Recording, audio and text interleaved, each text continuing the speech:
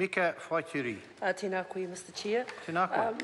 Thank you, Mr Chair. I'm happy to take a short call on the Agricultural Compounds and Veteran Medicines Amendment Bill and follow on my colleague Leno Tirakatani.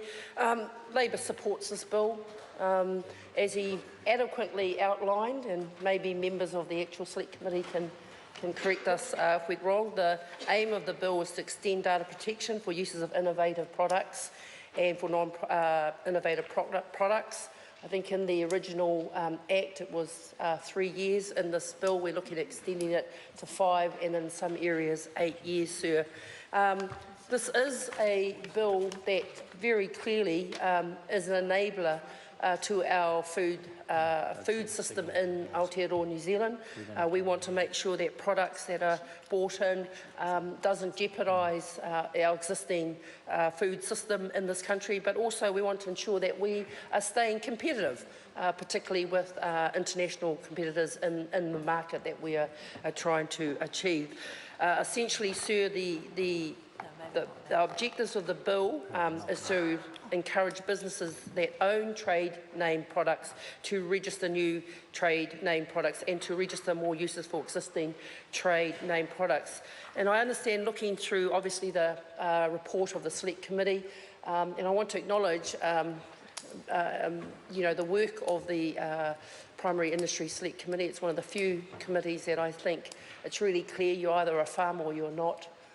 And you pull up your sleeve and you get on with it, sir. So this is another acknowledgement of the work that the Select Committee. 9 submitters, sir, and clearly the committee has debated around getting, again, the balance right of ensuring that you've got good protection around any innovative projects that are coming to the market, as well as encouraging competition, sir, because you don't want to end up creating a monopoly for any of these producers of these particular products that we're talking about here, sir.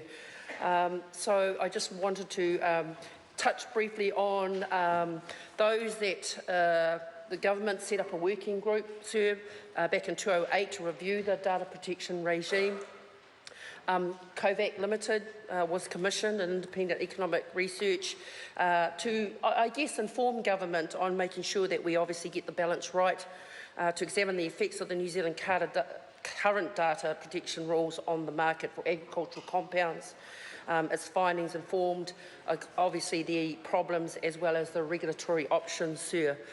I note that that the Federated Farmers, sir, wanted a more narrow data protection and a short protection period to support competition and low costs, but I do believe that the Select Committee took that on board and felt that they had the right mix to ensure that you allowed the competition as well as protecting obviously our food security, biosecurity in this country, sir. Looking at, obviously there's 2 parts in this bill, and clauses 4 to 7.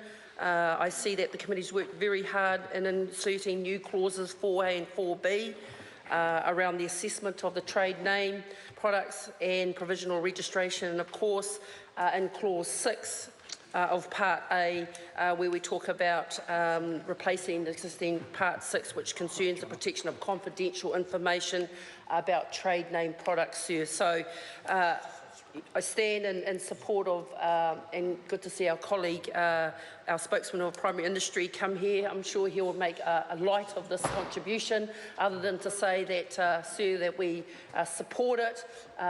It is something that is of value to our food production system in Aotearoa, New Zealand. We believe that we've got the right balance, and we commend this bill to the House. Kia ora.